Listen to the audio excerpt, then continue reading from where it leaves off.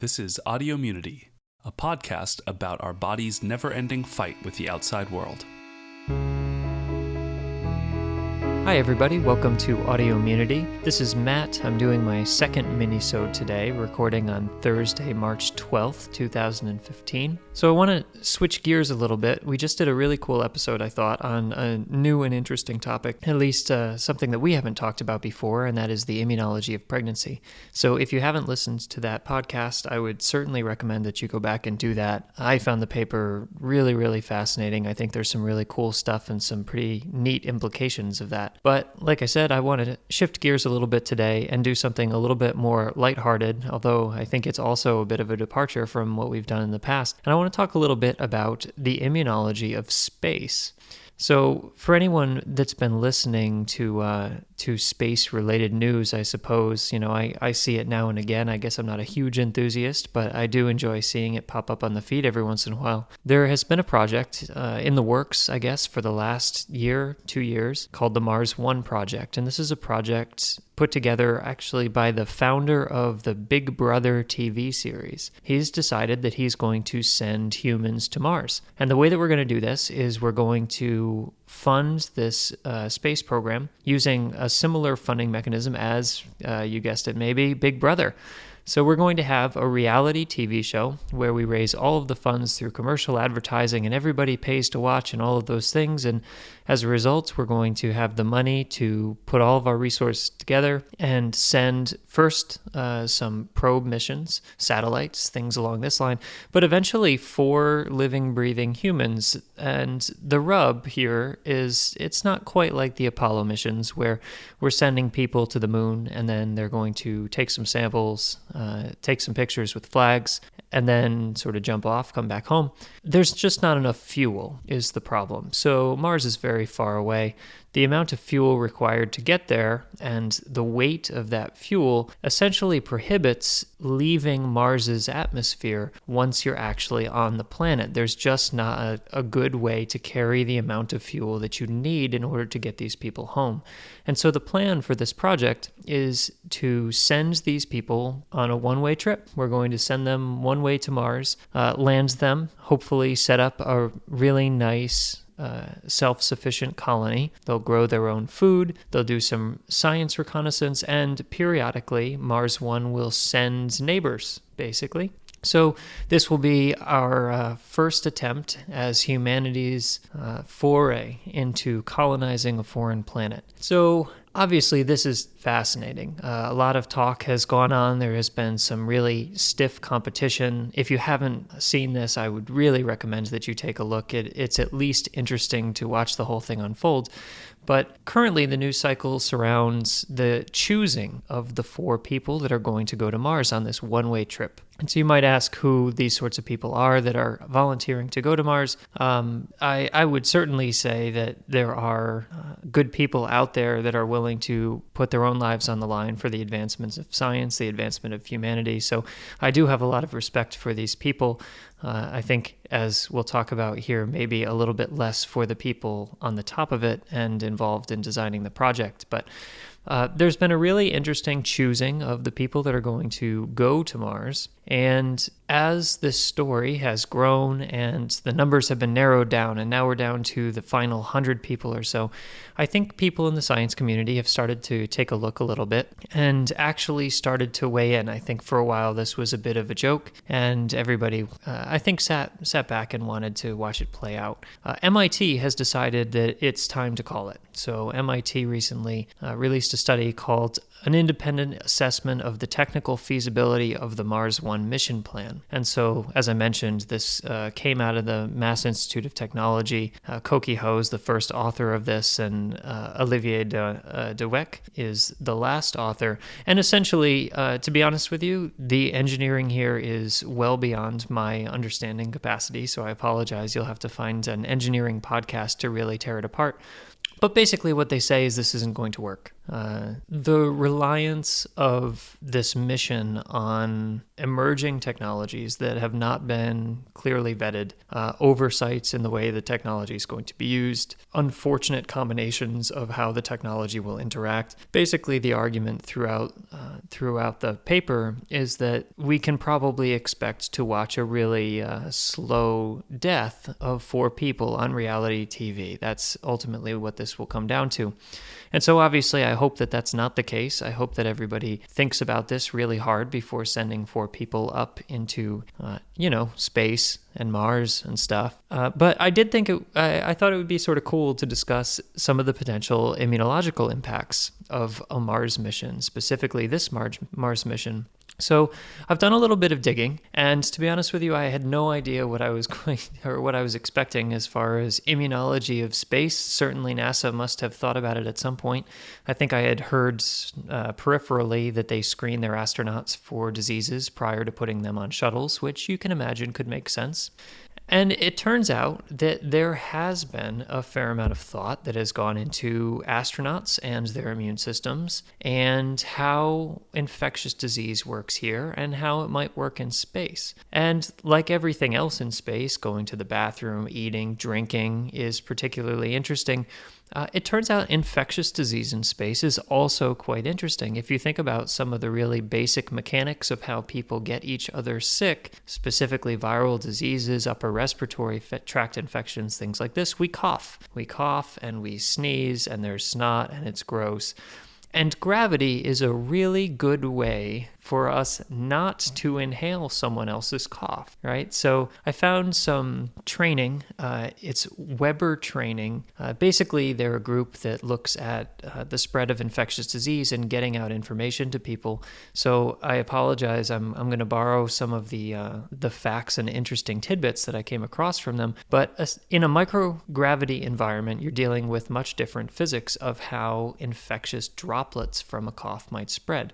So on Earth, a droplet 100 microns in diameter will fall 3 meters in about 10 seconds. So if you can stay clear of those drops when someone coughs for about 10 seconds, if they're 100 microns in diameter, then you're probably good because that droplet is now on the ground. If it gets smaller than that, 10 microns, so we're talking 1/10 the size, we're talking 17 minutes. So this is where really highly infectious viral diseases, things like this, will still get past. Someone coughs on the train, everybody walks through the cloud, it stays suspended. I know it's gross, but eventually gravity will do the job. Not so in the space station. If you have a sick crew member and they cough, that droplet's going to stay there, unfortunately, indefinitely. So obviously you have things like air filtration, you have ways of scrubbing out, hopefully, infectious particles, sterilizing the airways in general. But it turns out that's not always quite enough. And so they have listed a whole lot of incidents, essentially, during the space program. So Apollo 7, during the flight, the crew reported upper respiratory symptoms. And by the time Apollo 7 was done, all of the crew experienced upper respiratory tract infections during the flight. Apollo 8, all the crew experienced viral gastroenteritis, either before or during the flight. Apollo 9, all crew experienced upper respiratory tract infection before the flight.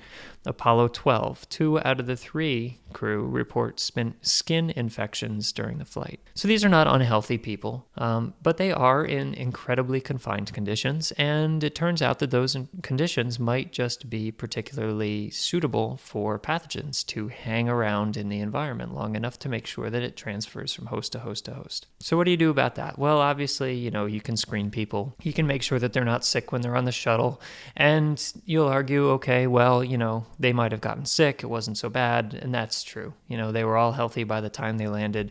None of this was a big deal, and in fact, this training that I came across basically suggested that this has not been a major problem in past space exploration efforts. But in a Mars mission, we're talking about extremely extended periods. We're talking at least a half a year, probably a year, getting people from Earth to Mars. So you're going to have a lot of prolonged contact. right? So you could certainly try to make sure that everybody is nice and happy and healthy on the ground.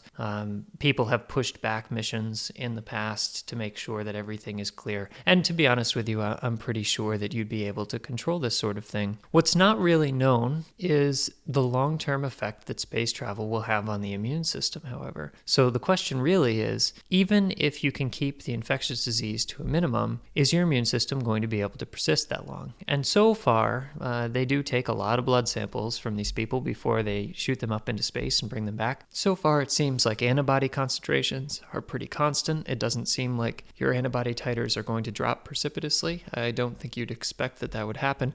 Interestingly, cell-mediated immunity, so T-cell responses, does seem to be down, although it's unclear exactly why that is. And the most troubling thing to me, and the most interesting thing to me in the long term, is Russian cosmonauts have reported shifts in normal flora over the course of their time spent in the ISS, the International Space Station. They say they see decreases in some gut microflora, and they see increases in others, such as Clostridia. That doesn't mean necessarily that these people were getting serious illness of the gut. The question really is, we are an extremely complex amalgamation of bacteria and human and virus and mold and fungus. And we've talked about this before.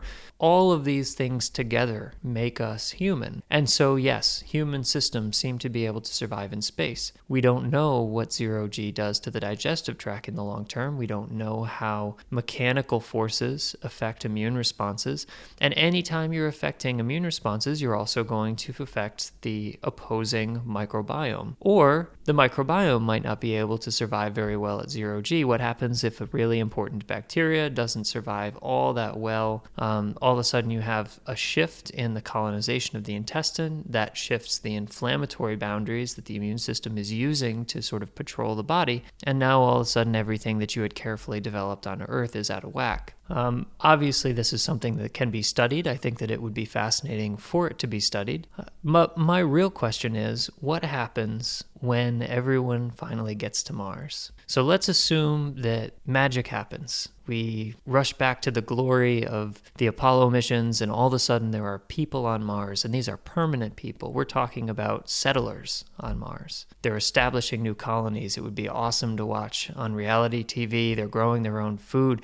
They're eventually having babies, and new people are coming in all the time. Presumably not all of them are going to be 100% free of all infectious disease, although let's assume that they are. One of the interesting experiments that have been done in immunology that I love to tell people about is if you take a mouse and you completely deprive it of any bacterial content or contact or viral contact, if you put it essentially in a sterile facility, you birth the mice using cesarean section, so there's no bacteria from the mother from a vaginal birth. You keep them in immaculate cages, so there is no bacterial colonization. These mice do not develop functional immune systems. It turns out that the normal flora and our contact with it growing up, probably you're hearing a lot about the hygiene hypothesis. This is basically the idea that your immune system really needs the outside world. It needs to fight things. It needs to see things that are foreign in order to properly grow and flourish. And so what happens when the first children are born on Mars in a hyper-sterile environment where the air is always filtered? Sure, you get your bacteria from mom. We don't know what that bacterial load is going to look like because we really have already seen the normal flora shift in mom during space travel based on the Russian studies.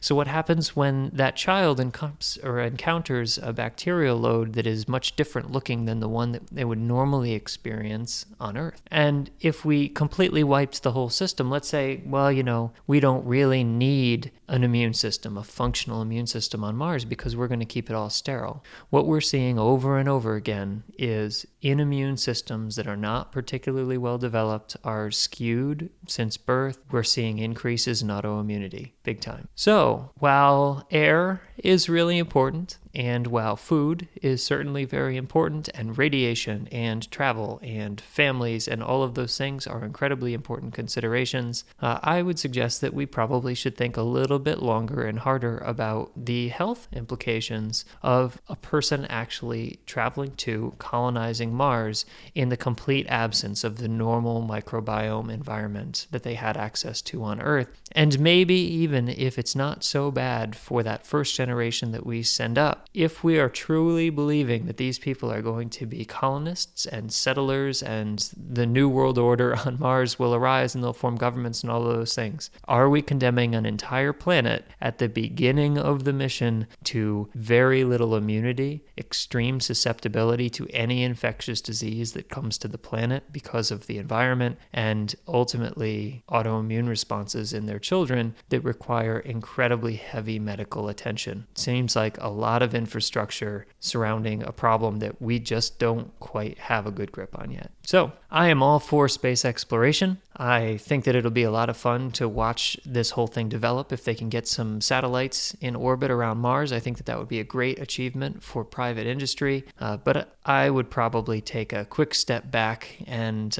I will join MIT in saying that maybe we should rethink this a little bit. All right, so with that, I guess that is my second minisode.